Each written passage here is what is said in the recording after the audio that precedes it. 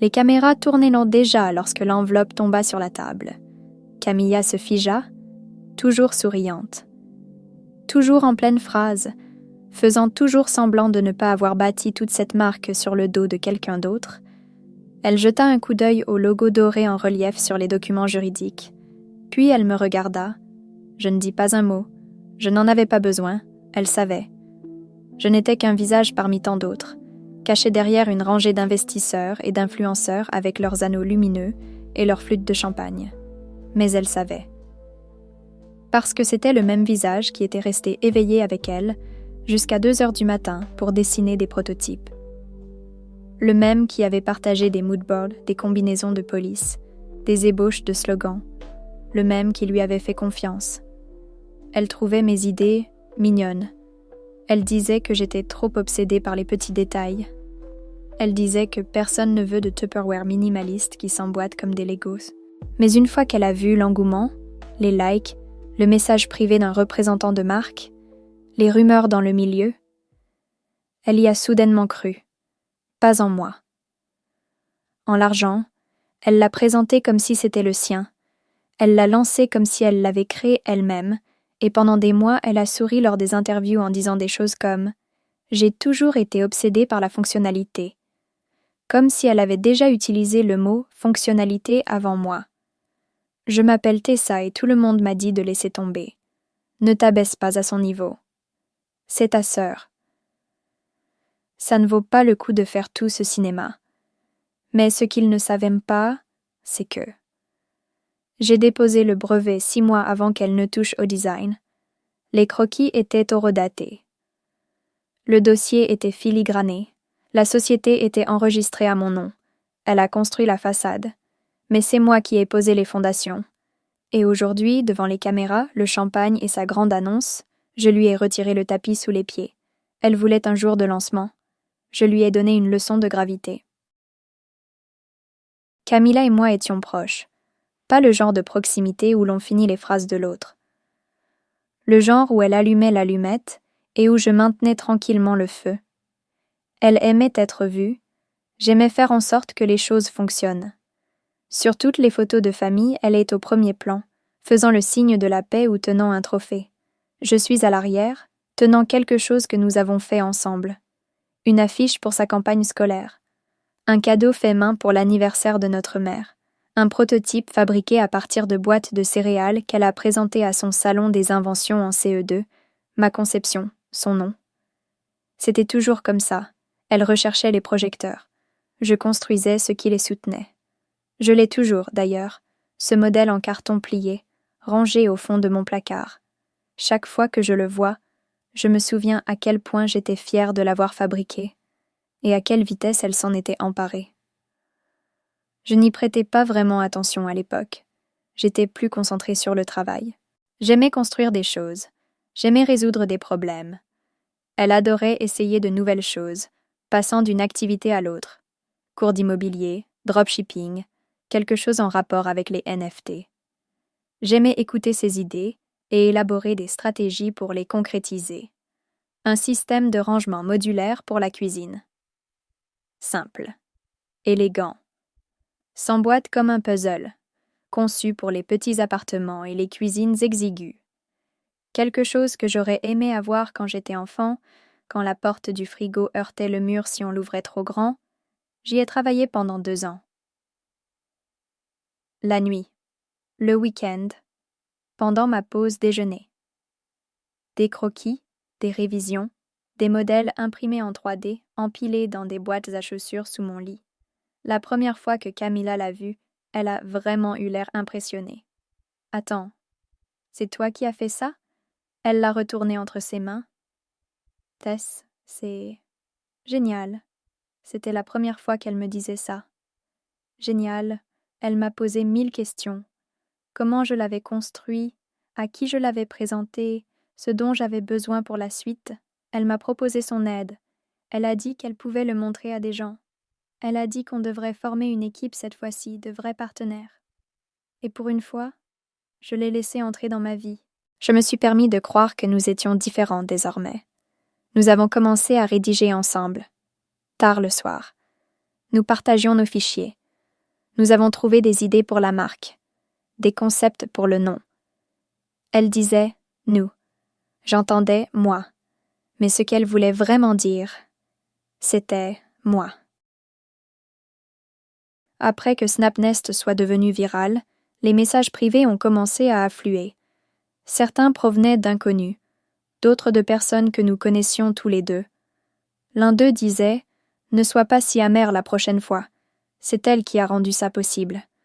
Un autre disait « Arrête de profiter de sa notoriété, c'est embarrassant ». Le pire, une influenceuse certifiée a envoyé le message suivant.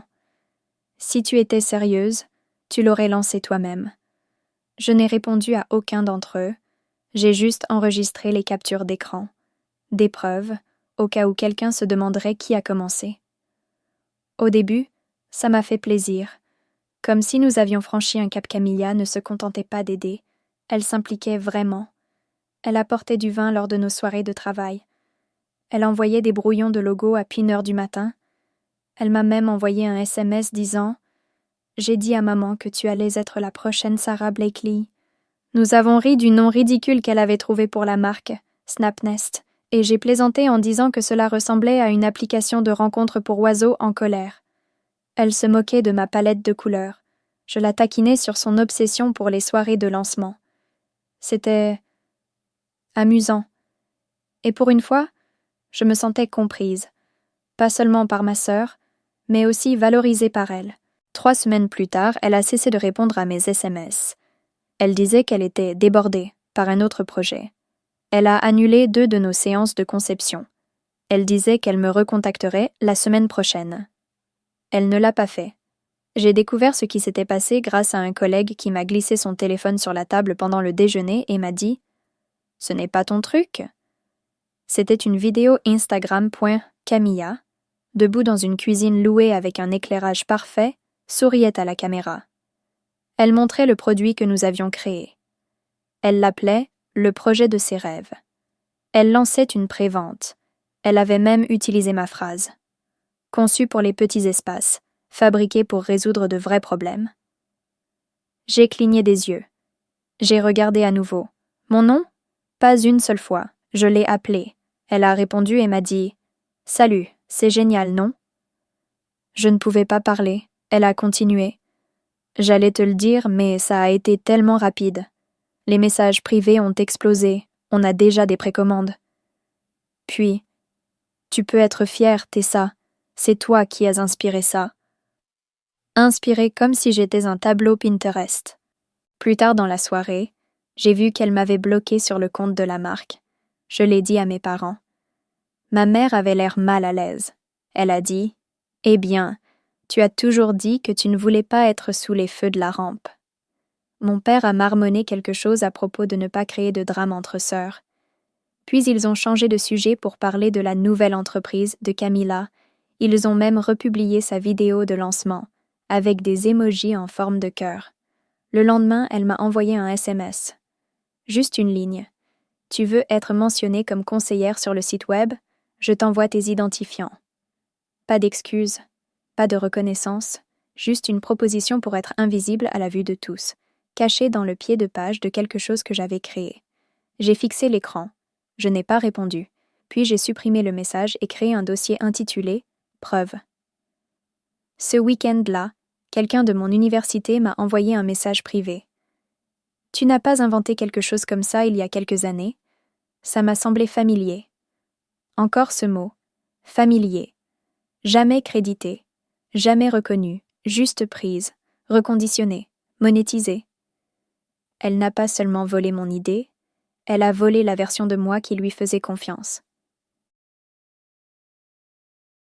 Je me suis souvenu d'un événement qui s'était produit il y a des années, au lycée. Il y avait un concours national de design pour les élèves. J'avais passé des semaines à élaborer un concept de plateau repas pliable avec des coins magnétiques. Camilla m'avait aidé à réaliser le panneau de présentation finale. Elle avait dit qu'elle voulait juste le rendre plus joli. Lorsque les juges ont annoncé le nom du gagnant, c'est son nom qui a été prononcé. Elle ne s'était même pas inscrite. Elle avait simplement utilisé mon croquis, changé le titre et soumis le tout dans mon dos. Elle a dit à notre mère « On l'a fait ensemble. » Je n'ai pas dit un mot. Je ne voulais pas causer de problème. Je l'ai laissé prendre le trophée, mais je n'ai jamais oublié ce sentiment. Ce vide-là où aurait dû se trouver ma fierté. Cette fois-ci, je n'allais pas laisser cette partie de moi-même à quelqu'un d'autre. Camilla était partout. Une influenceuse TikTok a qualifié Snapnest de « produit le plus intelligent que j'ai jamais utilisé ». Une société de capital risque a publié une vidéo boomerang d'elle sur son compte Instagram où elle tenait une maquette et une coupe de champagne, avec la légende « Voilà à quoi ressemblent les disrupteurs ». Elle se présentait comme la fondatrice.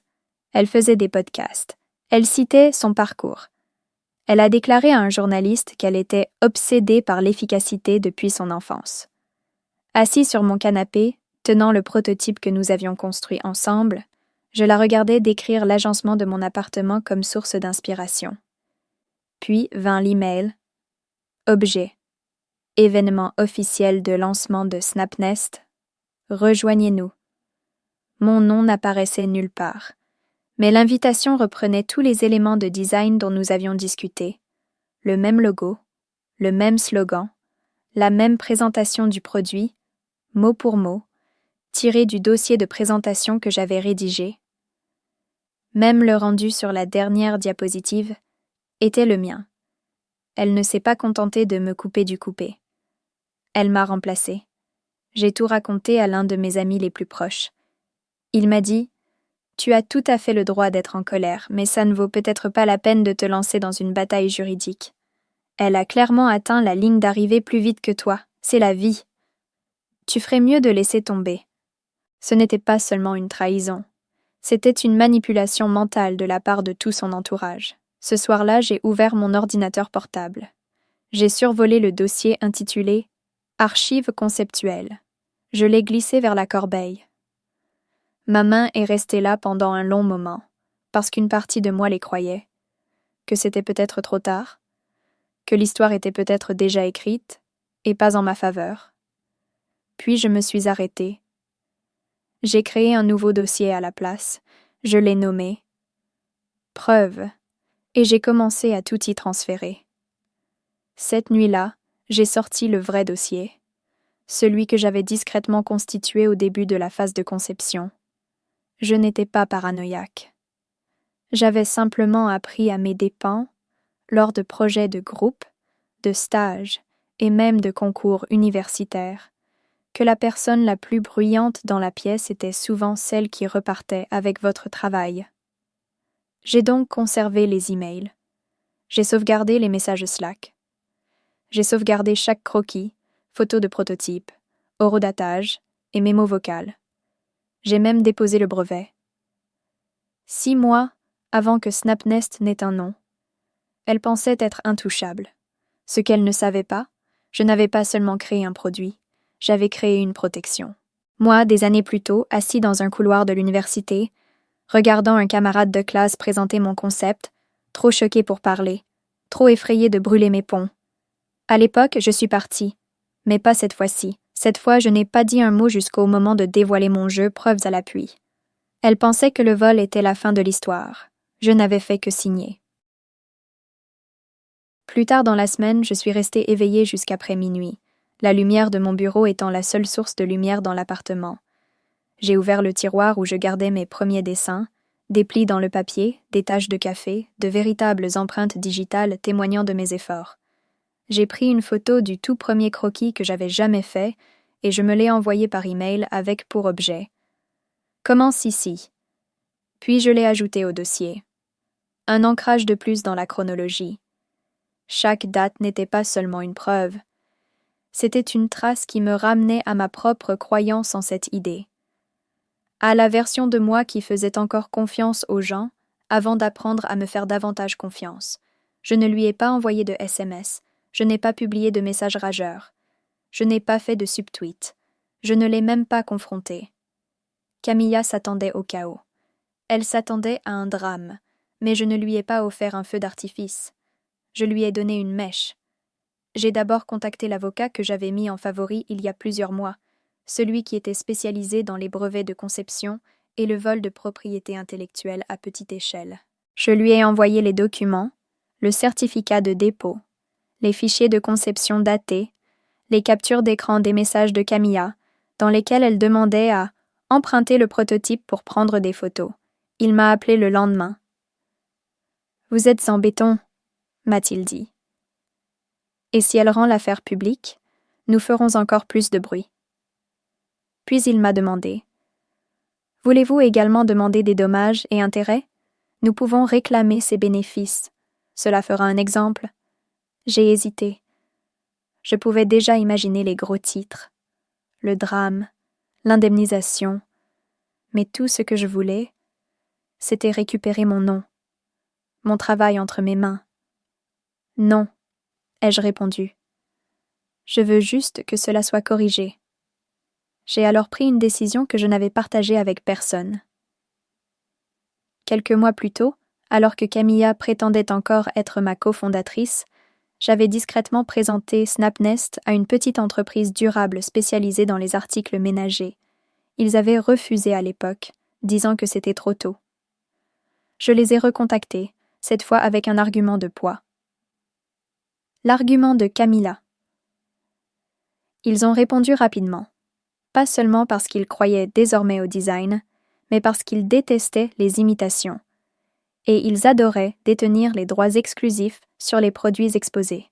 Nous avons signé un accord de licence en 2 semaines. Mon design, leur production, mon nom sur l'étiquette. Ils ont accepté de ne pas faire d'annonce avant le lancement de SnapNest. Je leur ai demandé une petite faveur en échange, une invitation à l'événement. La veille du lancement, j'ai sorti le prototype. J'ai passé ma main sur la couture supérieure, là où Camilla avait suggéré d'ajouter une bordure scintillante. J'ai souri, elle a toujours aimé les paillettes, mais elle n'a jamais compris la structure. Elle recherchait l'éclat. J'ai construit la substance. J'ai imprimé une dernière chose avant d'aller me coucher, une copie propre du brevet, tamponnée, datée et signée. Je l'ai glissée dans un dossier. À côté, j'ai écrit en silence « Félicitations pour ce grand jour. TQ ». Camilla pensait que j'avais disparu, que j'avais boude comme d'habitude, trop mature pour faire du bruit. Elle a confondu mon silence avec un abandon. Mais cette fois, le silence n'était pas un recul. C'était une stratégie. Elle a intensifié le battage médiatique autour du lancement. Chaque jour apportait un nouveau post, des vidéos de déballage, des photos lifestyle, des conseils de la fondatrice, de quelqu'un qui n'avait jamais utilisé Illustrator de sa vie. La légende qui m'a finalement fait rire aux éclats, la preuve qu'il n'est pas nécessaire d'avoir un diplôme pour révolutionner le marché. C'est vrai. Apparemment, ce dont vous avez besoin, c'est d'une sœur qui vous fait confiance. Pendant ce temps, l'équipe chargée des licences avec laquelle je travaillais a commencé à préparer son propre lancement. Nouveau nom. Nouvel emballage. Même produit de base. Le mien. Leur service juridique a tout préparé. Pas seulement une mise en demeure, mais une stratégie d'annonce qui a frappé fort et vite dès que SnapNest a été rendu public. Ils ont même organisé la présence de la presse à la soirée de lancement. Parce que pourquoi se contenter d'arrêter un voleur quand on peut le présenter à ceux qui l'a volé? Un soir, mon téléphone a vibré, un message privé de quelqu'un que je connaissais à peine, un petit investisseur que Camilla avait contacté au début. « Salut, entre nous ?» J'ai toujours eu un sentiment étrange à propos de son histoire. Si tu es la vraie créatrice, j'aimerais beaucoup voir ton dossier de présentation. Je l'ai regardé pendant 1 seconde, puis j'ai envoyé le dossier, le brevet et une capture d'écran d'elle disant « On devrait mettre nos 2 noms dessus, comme des sœurs en affaires. » 10 minutes plus tard, il a répondu « Ça explique beaucoup de choses. » Il n'a pas rendu l'information publique, mais il a cessé de la suivre. Et 2 jours plus tard, un autre investisseur de la première heure s'est discrètement retiré. Les fissures commençaient à apparaître, et je n'ai pas eu à dire un mot. 2 jours avant le lancement, j'ai reçu un message d'un investisseur privé que Camilla avait courtisé. « Salut, ça me dit bien, tu as déjà travaillé sur un projet appelé SnapNest ?» Je lui ai répondu en 3 points, le croquis original, avec la date, une capture d'écran du message de Camilla. Ton idée va changer les choses. Un PDF de mon brevet. Pas un mot.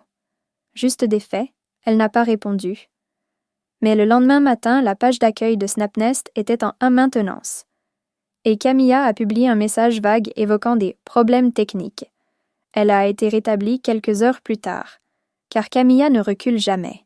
Elle redouble d'efforts.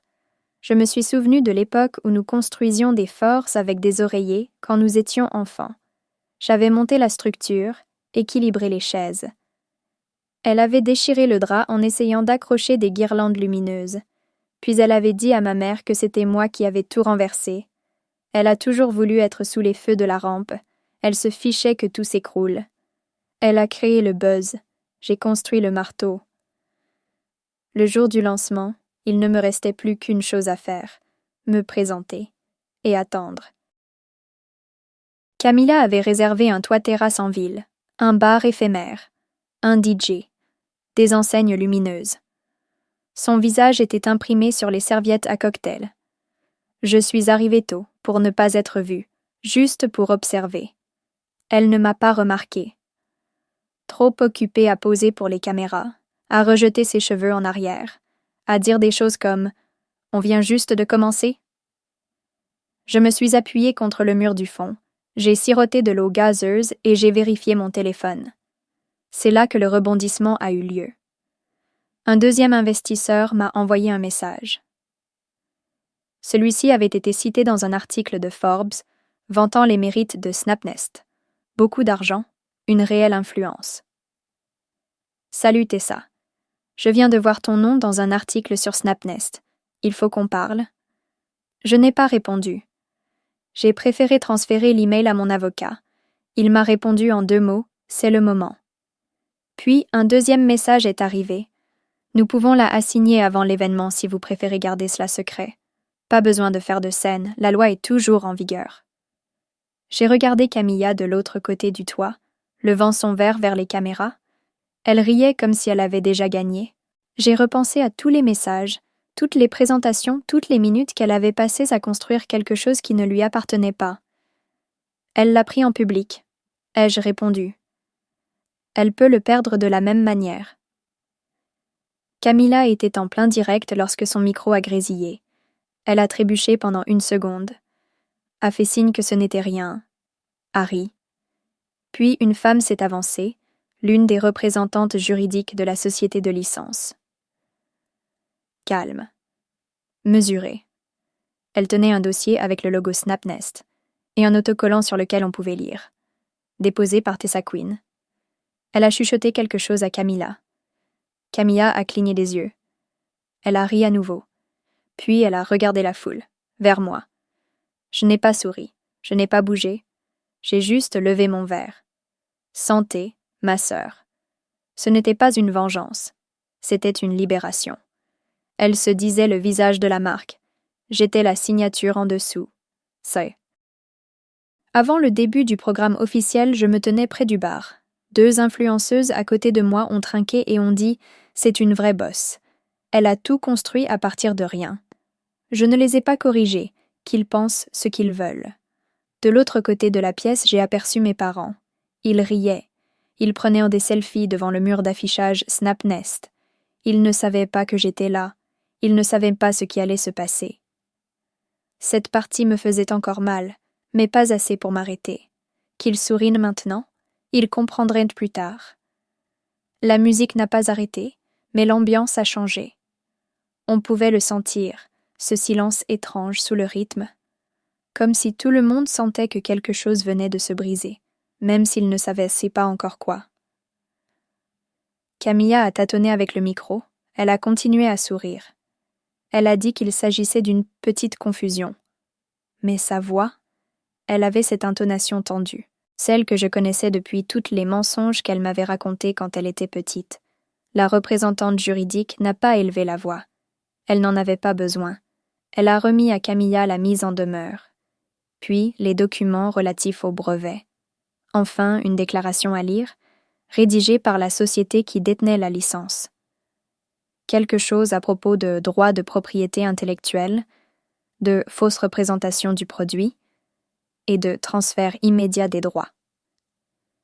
Camilla parcourut les documents. Ses mains tremblaient, puis elle leva les yeux et dit dans le micro « D'accord. Évidemment, nous sommes encore en train de régler certaines choses en interne, mais cela ne change rien à notre vision. J'ai créé cela pour les personnes qui... » Je m'avançai, sans dramatiser, sans élever la voix. Juste ce qu'il fallait. J'atteignis la table à l'avant et posai un dossier en carton. À l'intérieur, le croquis original, notre fil Slack avec ses notes dans la marge, une photo du prototype dans ma main. Daté de 8 mois avant le lancement de SnapNest. Camilla s'interrompit. Elle fixait le dossier comme s'il allait exploser. Elle a repris le micro. « Tess, a-t-elle dit d'une voix trop douce, trop aiguë.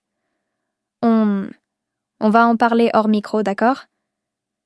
C'était le signe de Camilla. Elle essayait toujours de ramener les choses derrière le rideau dès que les projecteurs devenaient trop chauds. Quelqu'un dans le public a demandé « Attendez, que se passe-t-il » Quelqu'un d'autre a chuchoté « C'est sa sœur ?» Les commentaires ont commencé à affluer sur le live stream. C'est gênant. Tessa Queen? La Tessa Queen? Yo, je savais bien que ça sentait l'énergie volée. Camilla a essayé de rire à nouveau. Elle a essayé de détourner l'attention.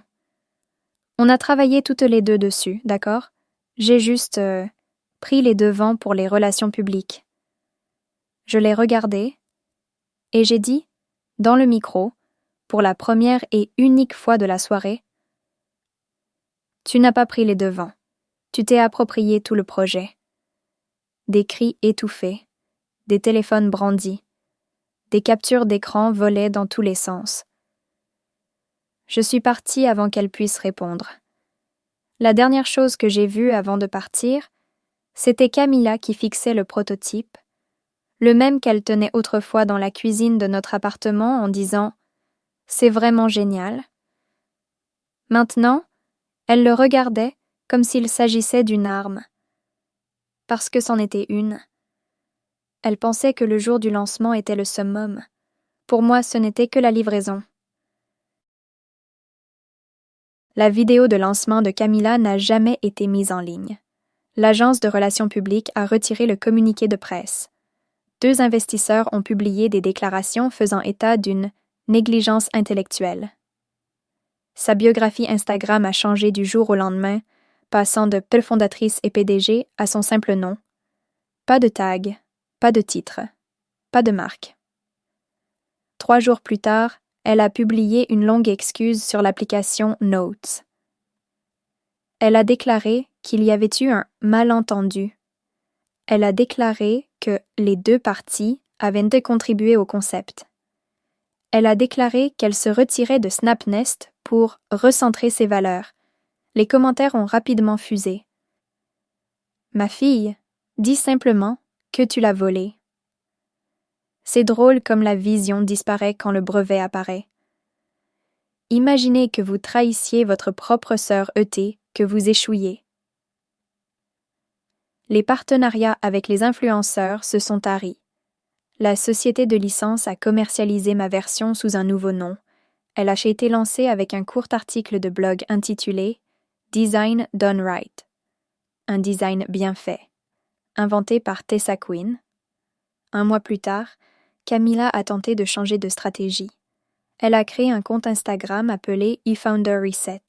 Bio, j'aide d'autres femmes à se relever après un échec professionnel.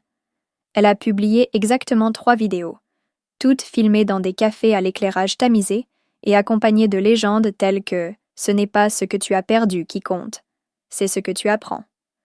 La première vidéo a reçu quelques likes de pitié. La deuxième a été ignorée. La troisième, quelqu'un l'a montée sur TikTok avec une capture d'écran de mon brevet, et la légende « Madame ». Elle a supprimé son compte en moins d'1 semaine. Camilla a complètement arrêté de publier. La dernière chose que j'ai vue d'elle était un selfie flou dans un café, sans légende. Juste elle, l'air fatigué. Sans filtre, sans discours. Une fois, quand nous étions enfants, elle m'a dit que les gens ne se souvenaient que de ceux qui parlaient le plus fort. Je le croyais. Mais maintenant, ils se souviennent de ce que j'ai construit, et ils se souviennent d'elle pour ce qu'elle a détruit. Je n'ai jamais répondu à son email d'excuses. Je n'en avais pas besoin. Le monde a écrit sa propre réponse. Elle a essayé de se faire un nom grâce à mon travail. Il s'avère que le plagiat ne laisse pas de traces. Le produit a été lancé sous un nouveau nom. Nest forme même structure, ou même fonction, meilleure histoire. Mon histoire. Quelques mois plus tard, j'ai reçu une lettre manuscrite par la poste. Elle provenait d'une adolescente du Michigan qui avait lu l'histoire de Nestform en ligne. Elle disait qu'elle avait toujours eu peur de s'exprimer lorsque quelqu'un s'attribuait le mérite de son travail, jusqu'à ce qu'elle lise le mien. Maintenant, je tiens un journal où je note toutes mes idées, écrivait-elle, parce que si vous pouvez défendre les vôtres, peut-être que je le peux aussi. J'ai accroché sa lettre sur le tableau d'affichage au-dessus de mon bureau, juste à côté du brevet, non pas pour me rappeler ce que j'avais perdu, mais pour me rappeler ce que j'avais prouvé que je pouvais protéger. La presse a qualifié cela de « victoire de l'intégrité dans un marché saturé ». J'ai encadré l'article qui disait « Le design de Queen est un modèle de simplicité et de confiance. » Ce n'était pas de la vengeance, c'était de la reconnaissance. Je n'ai jamais publié ce qui s'était passé. Je n'en avais pas besoin. Ceux qui devaient le savoir, ils le savaient déjà. Ceux qui ne le savaient pas, ils découvriraient mon travail, pas ma blessure. 6 mois plus tard, j'ai été invitée à prendre la parole lors d'une conférence sur le design. Le panel s'intitulait « Créer ce qui compte ». Je portais un blazer gris clair. J'avais glissé une copie pliée du brevet dans mon carnet, pas pour le brandir, juste pour l'avoir sur moi. Quand quelqu'un m'a demandé quel conseil je donnerais aux nouveaux créateurs, j'ai répondu « Créez comme si quelqu'un pouvait vous voler votre idée. Mais surtout, créez comme s'il ne pouvait pas. » Ce soir-là, je suis passée devant un petit magasin d'ustensiles de cuisine dans le centre-ville. Dans la vitrine, un ensemble Nestform complet, parfaitement empilé. Derrière, une carte. Conçue pour la vie réelle. Conçue par Tessa Queen. Camilla disait souvent que les idées étaient dites comme des ballons. Jolies, mais faciles à faire éclater. Je la croyais.